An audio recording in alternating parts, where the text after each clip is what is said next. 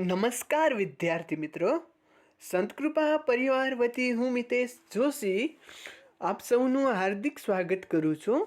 વિદ્યાર્થી મિત્રો, આજના તાસમાં આપણે ધોરણ 11 સંસ્કૃતનો કાવ્ય નંબર 7 નાટ્યમેતન મયા કૃતમ એ કાવ્યનો અભ્યાસ કરશું. તો નાટ્યમેતન મયા કૃતમ એટલે કે મયા એટલે કે મારા વડે, નાટ્ય એટલે કે નાટક, એતમ એટલે કે આ ને કૃતમ એટલે કે કરાયું. મારા વડે આ નાટક કરાયું, જેનો ગુજરાતી અર્થ આ પ્રમાણે થાય.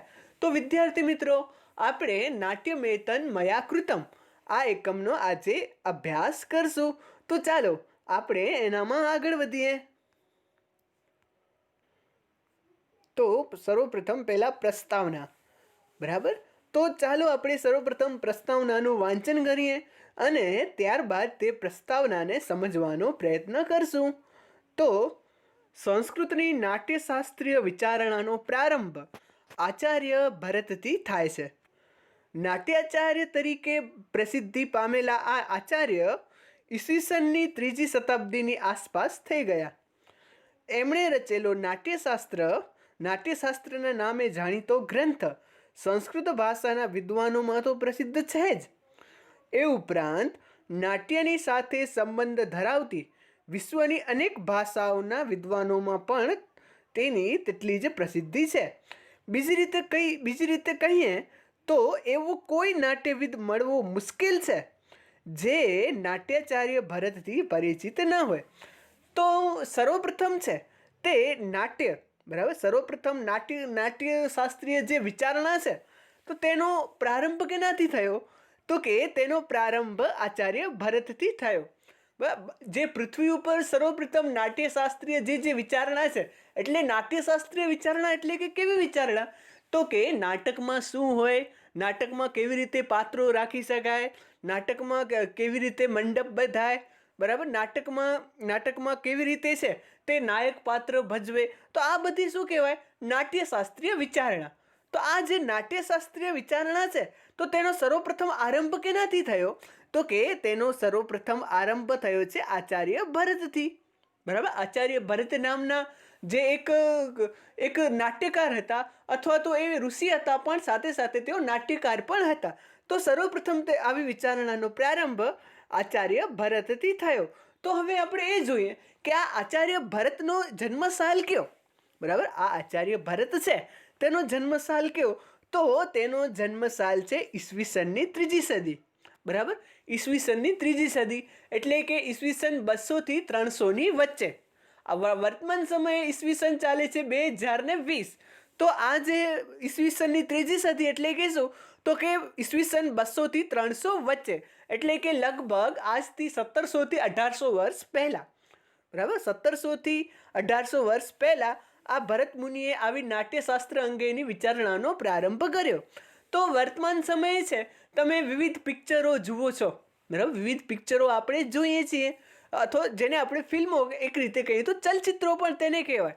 તો આ ચલચિત્રો છે તે એક રીતે જોવા જઈએ તો તે નાટ્યનું વિકસિત સ્વરૂપ છે. પહેલાંના સમયમાં નાટ્ય કેવી રીતે ભજવાતું?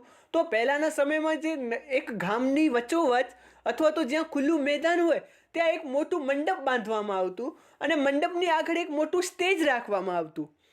આ સ્ટેજ ઉપર છે તે વિવિધ નાટ્ય કલાકારો પોતાનું નાટ્ય ભજવતા, બરાબર. અને જે સ્ટેજની નીચે વિવિધ આસનો રાખવામાં આવતા અને આ આસનો ઉપર બેસી અને જે બીજા લોકો છે તે નાટ્યને જોતા અને એનાથી ઘણી બધી બાબતો શીખતા, બરાબર. તો પહેલાંના સમયમાં આવી રીતે નાટ્ય જોવામાં આવતું. તો આ નાટ્યશાસ્ત્ર આવી જે નાટ્યશાસ્ત્ર છે તો તેની વિચારણાનો આરંભ ભરત મુનિ કરે છે. એટલે કે આ જે સ્ટેજ ઉપર નાટ્ય કેવી રીતે ભજવાય, બેસવાની વ્યવસ્થા કેવી હોય, તો વગેરે આ બાબતે સર્વપ્રથમ વિચાર ભરત મુનિ કરે છે અને તેઓ 3જી સદી આસપાસ થઈ ગયા, બરાબર. ત્યારબાદ આપણે આગળ વધીએ. તો ભરત મુનિએ આ નાટ્યશાસ્ત્ર અંગે એક ખૂબ જ મહાન ગ્રંથ લખ્યો જેનું નામ છે નાટ્યશાસ્ત્ર. તો આવી સંસ્કૃતમાં એવા ઘણા ગ્રંથો છે, સંસ્કૃતમાં એવા આપણે ઘણા ગ્રંથો જોવા મળે છે કે જે ગ્રંથો અમુક બાબતોના આધારભૂત ગ્રંથો તરીકે ઓળખાય. જેમ કે આપણે જોઈએ તો કે અષ્ટાધ્યાયી, બરાબર. અષ્ટાધ્યાયી તો આ ગ્રંથ છે તે વ્યાકરણની બાબતનો આધારભૂત ગ્રંથ કહેવાય. એવું કહેવાય કે જેટલું વ્યાકરણ આ ગ્રંથમાં છે તેટલું વ્યાકરણ બીજે ક્યાં તે બધી જગ્યાએ છે, અને જેટલું વ્યાકરણ આ ગ્રંથમાં નથી તેવું બીજે ક્યાંય નથી, એવું અષ્ટાધ્યાયી વિશે કહેવાયું છે. એ જ પ્રમાણે અમરકોશ, બરાબર. તો અમરકોશ નામનો સંસ્કૃતનો એક વિશાળ શબ્દ ગ્રંથ છે. આનામાં સંસ્કૃતના વિવિધ શબ્દો અને તેના વિવિધ શબ્દો વિવિધ જગ્યાએ કેવી રીતે પ્રયોજાય, બરાબર, એક શબ્દના કેટલા અર્થો થઈ શકે, તો તેની આધારિત ખૂબ જ વિસ્તૃત ચર્ચા છે. તો સંસ્કૃતનો આ ગ્રંથ છે અમરકોશ. તો આ પણ ગ્રંથ એક ખૂબ જ પ્રખ્યાત છે અને આધારભૂત ગ્રંથ છે. એવી જ રીતે સંસ્કૃતનો બીજો એક ગ્રંથ છે મહાભારત, કે જેનામાં આપણે જીવન જીવવાનો ઉપદેશ મળે છે. તેવી જ રીતે અહીં નાટ્યશાસ્ત્ર નામનો પણ એક ગ્રંથ છે, જે નાટ્યશાસ્ત્રનો આધારભૂત ગ્રંથ છે. તો આ નાટ્યશાસ્ત્ર નામનો જે આ ભરત મુનિએ જે નાટ્યશાસ્ત્ર નામનો ગ્રંથ લખ્યો, તો એનામાં નાટક અંગેનું જે શાસ્ત્ર, એટલે કે નાટક અંગેની જે વિવિધ બાબતો છે તે આ ગ્રંથમાં ચિતરવામાં આવેલી છે. નાટક અંગેની નાનામાં નાની બાબત આ નાટ્યશાસ્ત્ર નામના ગ્રંથમાં લખવામાં આવી છે. ને એવું કહેવાય છે કે આ ભરત મુનિએ શરૂઆતથી જ આ નાટ્યશાસ્ત્ર ઉપર એટલી પ્રવીણતા મેળવી લીધી કે તેનું જે તે નાટક છે તે સ્વર્ગ સુધી પણ ભજવાવા લાગ્યું, બરાબર. એટલી પ્રવીણતા ભરત મુનિએ મેળવી લીધી. તો એની આ નાટ્યશાસ્ત્રના ગ્રંથ દ્વારા ભરત મુનિની પ્રસિદ્ધિ છે તે ચારો ઓર વિસ્તરી ગઈ. એવું કહેવાય છે કે ભારતમાં જેટલા નાટક અંગેના જે વિદ્વાનો થયા તે સર્વ ઉપર આ ભરત મુનિનો બહોળો પ્રભાવ જોવા મળે છે. એટલે કે જે નાટ્યશાસ્ત્ર અંગેના જે વિદ્વાનો થયા તો તે ક્યાંક ને ક્યાંક ભરત મુનિને સાક્ષી તરીકે ગણીને પોતાના નાટ્યશાસ્ત્ર ગણે છે.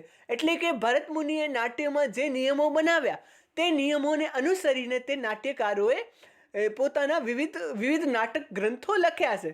તો ટૂંકમાં એવું કહી શકાય કે ભરત મુનિનો આ નાટ્યકારો ઉપર બહોળો પ્રભાવ હતો.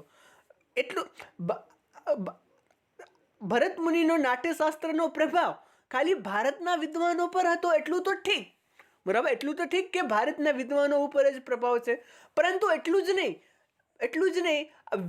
વિદેશી જે વિદ્વાનો છે જે વિવિધ રૂપે નાટ્ય સાથે સંબંધ ધરાવે છે, બરાબર, વિવિધ રૂપે નાટ્ય સાથે સંબંધ ધરાવે છે, તો તેઓનો પણ પ્રભાવ એ નાટ્યશાસ્ત્ર ગ્રંથનો તેના ઉપર પણ પ્રભાવ રહેલો છે. કારણ કે તે નાટ્યશાસ્ત્ર ગ્રંથમાં અનેકો નવી બાબતો શીખ્યા છે અને પોતાના નાટકમાં એને યોજી છે, એટલે કે પ્રયોજી છે. તો ટૂંકમાં એવું કહી શકાય કે એવું કોઈ નાટ્યવિદ મળવો મુશ્કેલ છે કે જે નાટ્યાચાર્ય ભરતથી પરિચિત હોય નહીં, બરાબર. એવું કોઈ પણ વિદ્વાન મળવું મુશ્કેલ છે કે જે નાટ્યકાર ભરતથી પરિચિત હોય નહીં. તો આનામાં ટૂંકમાં કેટલું સમજાવે છે એ જોઈએ. ટૂંકમાં તો નાટ્યશાસ્ત્ર અંગેની વિચારણાનો પ્રારંભ કરનાર આચાર્ય ભરત મુનિ જે 3જી સદી ઉપર થઈ ગયા અને તેનો ગ્રંથ છે નાટ્યશાસ્ત્ર. આ નાટ્યશાસ્ત્ર ગ્રંથ ખૂબ જ પ્રસિદ્ધ છે. તેનો પ્રભાવ ભારતીય વિદ્વાનો અને વિશ્વની અનેક ભાષાના વિવિધ વિદ્વાનો કે જે નાટક સાથે સંકળાયેલા હોય તેના ઉપર તેનો પ્રભાવ પડ્યો છે, બરાબર, એવું આપણે કહી શકીએ. ત્યારબાદ આગળ વધીએ.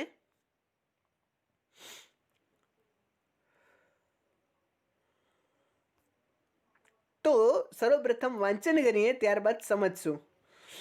તો નાટ્યશાસ્ત્ર પોતાના નામ પ્રમાણે નાટ્યને લગતી પ્રાયઃ તમામ શાસ્ત્રીય બાબતોનો વિચાર કરે છે. એના પ્રથમ અધ્યાયમાં નાટ્યની ઉત્પત્તિને લગતી એક કથા આપવામાં આવી છે. તે મુજબ પેલા ફકરાને સમજી લઈએ. તો નાટકને લગતી જે તમામ બાબતો છે તેનો સૂક્ષ્મતાથી વિચાર, એટલે કે પ્રાયઃ એટલે કે મોટે ભાગે, બરાબર, નાટ્યને લગતી જેટલી બાબતો છે તેનો મોટે ભાગે વિચાર ભરત મુનિએ પોતાના નાટ્યશાસ્ત્ર નામના ગ્રંથમાં કર્યો છે. એટલે કે નાટ્ય અંગેની જે નાનામાં નાની બાબત છે કે કેવી રીતે સમજી લ્યો કે કેવી રીતે વસ્ત્રો પહેરવા, વસ્ત્રો કેવી રીતે સજાવવા, બરાબર, એવી ઘણી બધી નાનામાં નાની નાટ્યની બાબતો છે. તો તેનો વિચાર ભરત મુનિએ પોતાના નાટ્યશાસ્ત્ર નામના ગ્રંથમાં કર્યો છે. ત્યારબાદ અહીં કહે છે કે આ નાટ્યની ઉત્પત્તિને લગતી એક કથા પણ આપવામાં આવી છે. તો સર્વપ્રથમ આ નાટ્યની ઉત્પત્તિ કેવી રીતે થઈ તેની કથા પણ અહીં આ ગ્રંથમાં આપેલી છે. તો તે કથા કઈ છે તે વિદ્યાર્થી મિત્રો આપણે જોઈએ.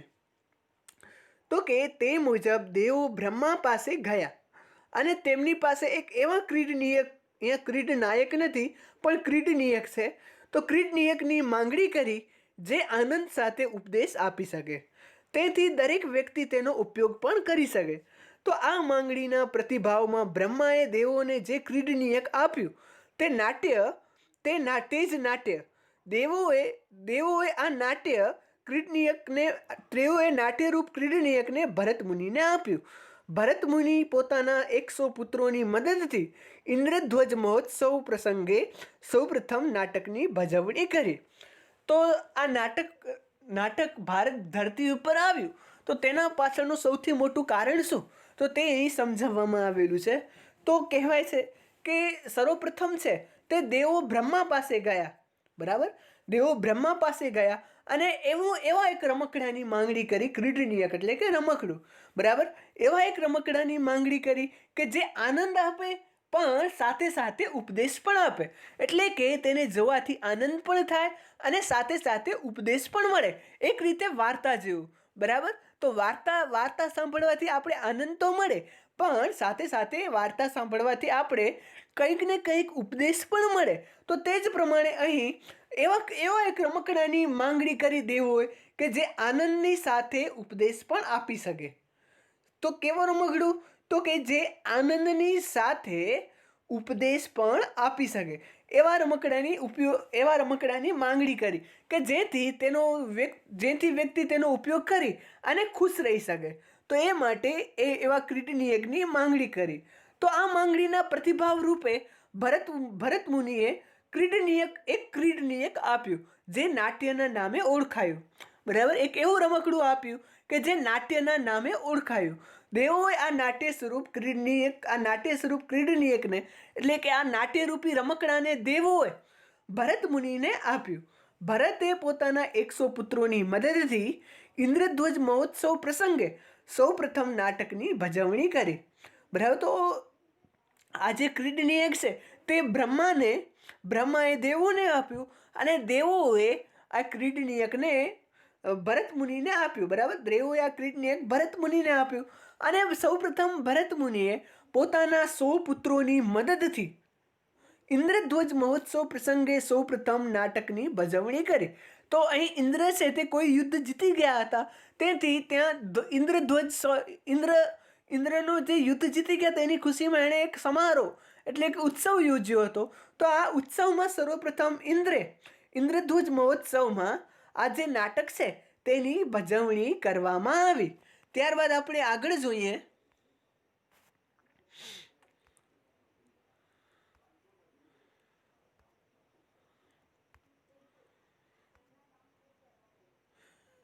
તો સર્વપ્રથમ વાંચન કરીએ. તો નાટ્યની ઉત્પત્તિ કથાના આ પ્રસંગમાં નાટ્યને લગતી કેટલીક મહત્વની વિગતો પણ આપી છે, બરાબર. આ ઉત્પત્તિ કથા આપણી છે એનામાં નાટકની કેટલીક મહત્વની વિગતો પણ આપી છે, જેમ કે નાટ્યને ક્યાંથી અને કેવી રીતે આકાર આપવામાં આવ્યો, તો આ નાટ્ય કેવી રીતે બન્યું તેની પણ એક કથા આવે છે, બરાબર. આ નાટ્ય શું કરશે તો એની વર્તમાન સમયે આપણે શ્લોક ભણશું તો તેનામાં 1 થી 3 જે શ્લોક છે, બરાબર. તો તેનામાં શું હશે તો કે નાટ્યને ક્યાંથી અને કેવી રીતે આકાર આપવામાં આવ્યો, બરાબર. એટલે કે આ નાટ્ય બન્યું કેવી રીતે તેની કથા છે. ત્યારબાદ શ્લોક નંબર 4 થી 8 છે, બરાબર. તો એનામાં આ નાટ્ય શું કરશે, સમાજમાં જઈ અને આ નાટ્ય છે તે કેવી રીતે આનંદની સાથે ઉપદેશ પણ આપશે, બરાબર. તો તેની ચર્ચા શું છે તો કે તેની ચર્ચા છે તે શ્લોક નંબર 4 થી 8માં આપણે જે ભણવાના છીએ તેનામાં હશે, બરાબર. અને અંતે શ્લોક નંબર 9માં શું છે તો એ શ્લોક નંબર 9માં છે કે આ નાટ્ય શું છે, બરાબર. નાટ્ય કોને કહેવાય તો તેની ચર્ચા છે તે શ્લોક નંબર 9માં જોવા મળે છે. એ 3 બાબતોને લગતા 9 શ્લોકોનો સંગ્રહ અહીં કરવામાં આવ્યો છે. આ શ્લોકો અનુષ્ટુપ છંદમાં છે. વિદ્યાર્થી મિત્રો, આપણે આ જે અનુષ્ટુપ છંદ છે તે આપણે ભણવામાં પણ આવે છે, બરાબર. આજે અનુષ્ટુપ છંદ આપણને ભણવામાં પણ આવે છે. તો વિદ્યાર્થી મિત્રો, ચાલો હવે આપણે છે તે શ્લોકની શરૂઆત કરીએ.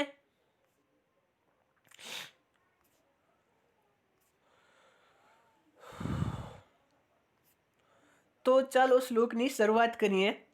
તો સર્વપ્રથમ શ્લોકનું વાંચન કરશું. તો સર્વશાસ્ત્રાર્થ સંપન્નમ સર્વશિલ્પ પ્રવર્તનમ નાટ્યાખ્યમ પંચમમ વેદમ સેતિહાસમ કરોમ્યહમ. સર્વશાસ્ત્રાર્થ સંપન્નમ સર્વશિલ્પ પ્રવર્તનમ નાટ્યાખ્યમ પંચમમ વેદમ સેતિહાસમ કરોમ્યહમ.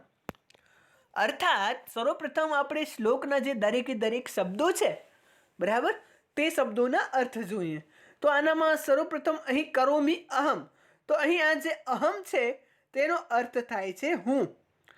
બરાબર, અહીં જે આ અહમ છે તેનો અર્થ થાય છે હું.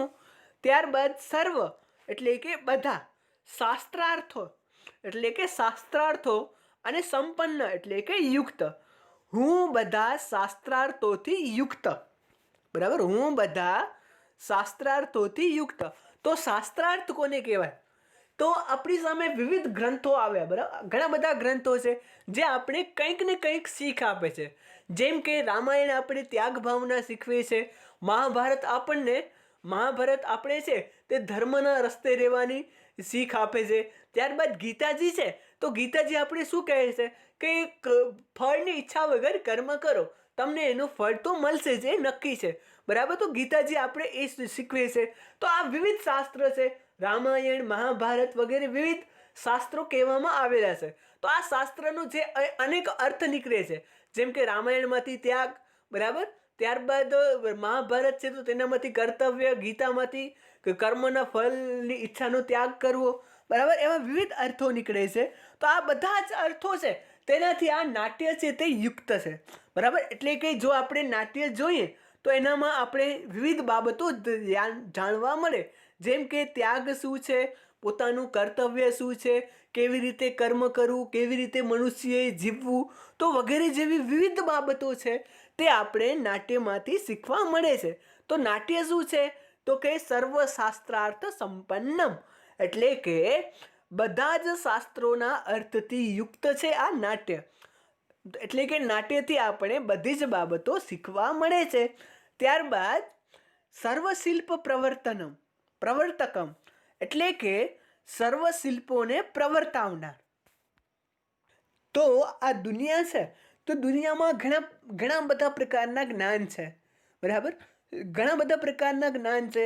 કોઈને કોતરણી કામ સારું આવતું હોય, બરાબર, કોઈને કોતરણી કામ, ત્યારબાદ કોઈને છે તે બાણ ચલાવતા સારું આવડતું હોય, કોઈને કોઈ નવી વસ્તુ બનાવતા સારું આવડતું હોય, કોઈ પોતાનું છે તે કોઈ પોતાનું લખાણ છે તે ખૂબ જ સરસ રીતે લખી શકતો હોય. તો આ બધું છે એક પ્રકારનું જ્ઞાન છે. બરાબર, તો આ બધા જ્ઞાનને પ્રવર્તાવનાર કોણ? તો આ બધા જ્ઞાનને પ્રવર્તાવનાર છે નાટક. બરાબર, તો તમે જ્યારે નાટક જુઓ તો તેનામાં એવા વ્યક્તિઓના ચિત્રણ કરવામાં આવેલા હોય કે જે એ બાબતમાં પ્રવીણ હોય. એટલે કે કોઈ એવા વ્યક્તિનું કોઈ ચિત્રણ તમને જોવા મળે કે જે વ્યક્તિ છે તે શિલ્પકળામાં પ્રવીણ હોય. શિલ્પ કોને કહેવાય? તો જે પથ્થરની કોતરણી કરે તેને શિલ્પકાર તરીકે ઓળખાય. તો જે શિલ્પકાર કરવામાં પ્રવીણ હોય તેને શિલ્પકાર તરીકે ઓળખાય. એવી જ રીતે કોઈ બીજા એક જ્ઞાનમાં કોઈ છે તો સારી રીતે લખાણ કરવામાં પ્રસિદ્ધ હોય, તો તેવાનું એક ચરિત્ર ચિત્રણ નાટકમાં કરવામાં આવે. બરાબર, તો એ નાટકથી વ્યક્તિને શીખવા મળે. બરાબર ને, એ નાટક એ વ્યક્તિના ચિત્રણ દ્વારા જે નાટ્ય જોઈ છે એ વ્યક્તિને કંઈક ને કંઈક શીખવા મળે. બરાબર, કંઈક ને કંઈક એનાથી એ વ્યક્તિને શીખવા મળે. તો એ વ્યક્તિ એ વાત છે તો એ વ્યક્તિ પણ એવું કંઈક નવું કરવા પ્રેરાય. એટલે કે એ પ્રેરાય એટલે કે પ્રવર્તે. નાટક છે જે શીખનાર વ્યક્તિ છે તેને કંઈક નવી બાબતો કરવા પ્રવર્તે. બરાબર, જેમ કે એ વ્યક્તિ બીજાઓને જોઈ અને પ્રેરણા મેળવે અને પ્રેરણાથી છે તે કંઈક નવું કામ કરવા તે પ્રવર્તાય. તો આ નાટક શું છે? તે સર્વશિલ્પોનો પ્રવર્તક છે. એટલે કે આ નાટકમાં બધા જ પ્રકારના શાસ્ત્રોથી અર્થયુક્ત છે અને આ નાટક બધા જ પ્રકારના જ્ઞાનથી યુક્ત છે. અને આ જ્ઞાનથી યુક્ત એને જ્યારે જુએ છે ત્યારે જે જોનાર વ્યક્તિ છે તો આ જ્ઞાનથી યુક્ત નાટકને જ્યારે જુએ છે ત્યારે તે વિવિધ ક્રિયાઓમાં જોડાય છે અને એ ક્રિયાઓમાં એ નિપુણતા મેળવે છે. બરાબર, તો આ નાટક છે બધા શાસ્ત્રોથી યુક્ત અને સર્વશિલ્પોને પ્રવર્તાવનાર છે. ત્યારબાદ નાટ્યાખ્યમ પંચમો વેદમ એટલે કે નાટક નામનો પાંચમો વેદ, બરાબર, નાટક અથવા તો નાટ્ય. તો નાટ્ય નામનો પાંચમો વેદ સેત્યાસમ કરો મેહમ, એટલે કે ઇતિહાસપૂર્વક તેની રચના કરું છું, બરાબર, ઇતિહાસ સહિત તેની રચના કરું છું. એટલે કે આ નાટકમાં છે તે ઇતિહાસની અનેકો બાબતો આવી જતી હશે, બરાબર. એટલે કે કોઈ ઇતિહાસમાં કોઈ ઘટના ઘટી તો તેના આધારે કોઈ એક નાટ્ય બનાવવામાં આવ્યું, બરાબર. તો એ બ્રહ્મા શું કહે છે કે આ નાટકની હું ઇતિહાસ સહિત રચના કરું છું. તો જેમ કે ઇન્દ્રધ્વજ મહોત્સવમાં આ સર્વપ્રથમ પહેલીવાર નાટક ભજવવામાં આવ્યું, બરાબર. તો અહીં ઇન્દ્ર છે તે યુદ્ધને જીતી ગયા અને એ યુદ્ધને જીત્યા તો તેનો એક ઇતિહાસ બન્યો. તો એ ઇતિહાસમાં એ ઇતિહાસનો એ પ્રસંગ છે તે નાટકમાં ભજવવામાં આવ્યો, બરાબર. તો ટૂંકમાં આ નાટક છે તે બધા જ પ્રકારના શાસ્ત્રના અર્થોથી યુક્ત છે. ત્યારબાદ આ નાટક છે તે સર્વ શિલ્પોને એટલે કે જ્ઞાનોને પ્રવર્તાવનાર છે, પ્રવર્તાવનાર છે એવો નાટક નાટ્ય નામનો પાંચમો વેદ ઇતિહાસ સહિત હું રચું છું, એવો બ્રહ્માજી કહે છે. તો વિદ્યાર્થી મિત્રો, આશા છે આ શ્લોક તમને બરાબર સમજાઈ ગયો હશે. ત્યારબાદ આપણે બીજો શ્લોક જોઈએ.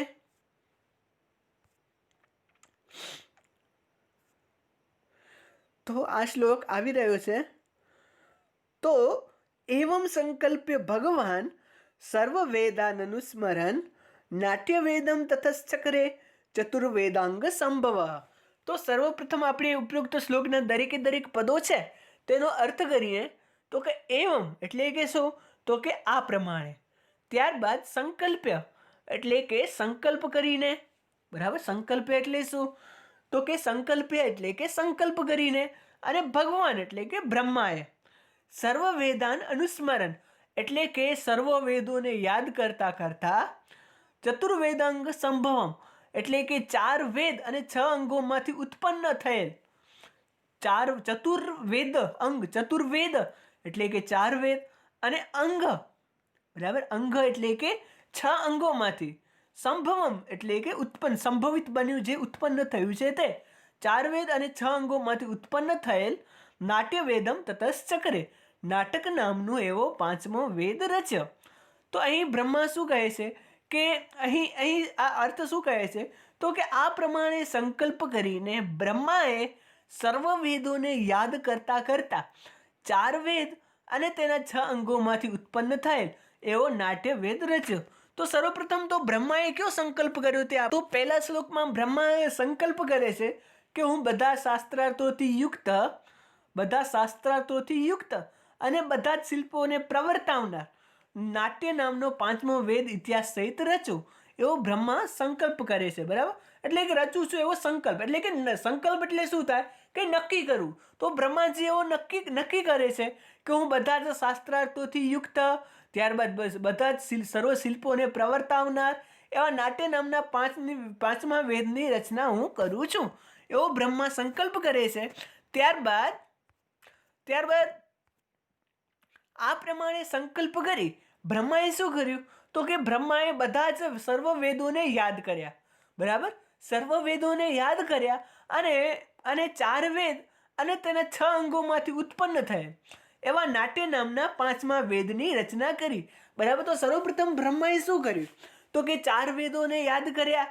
તો આ નાટ્ય નામનું જે પાંચમું વેદ છે તેનામાં 4 વેદની સારરૂપ બાબત બ્રહ્માએ લઈ લીધી. અહીં એનું કહેવાનો અર્થ એ છે, બરાબર. જે 4 વેદ છે ઋગ્વેદ, યજુર્વેદ, અથર્વવેદ અને સામવેદ. તો આ જે 4 વેદ છે તેના 4 વેદની સારરૂપ બાબત બ્રહ્માએ નાટ્યવેદ નામના પાંચમા વેદમાં લઈ લીધી. ત્યારબાદ 4 વેદ અને તેના 6 અંગોમાંથી ઉત્પન્ન એટલે કે 4 વેદ અને વેદના જે 6 અંગો છે તો તેનામાંથી આ નાટ્ય ઉત્પન્ન થયું છે ને એવો આ 4 વેદ અને 6 અંગોમાંથી બ્રહ્માએ નાટ્યવેદ નામના પાંચમા વેદની રચના કરી, બરાબર. તો કેવી રીતે કરી તો ટૂંકમાં હવે એકવાર જોઈ લઈએ. તો સર્વપ્રથમ તો બ્રહ્માએ આગળના શ્લોકમાં આવ્યો એ પ્રમાણે સંકલ્પ કર્યો. શું સંકલ્પ કર્યો, તો કે હું બધા જ શાસ્ત્રાર્થોથી સંપન્ન, બધા જ શિલ્પને પ્રવર્તાવનાર એવા નાટ્ય નામના પાંચમા વેદની રચના કરું, એવું બ્રહ્માએ સંકલ્પ કર્યો.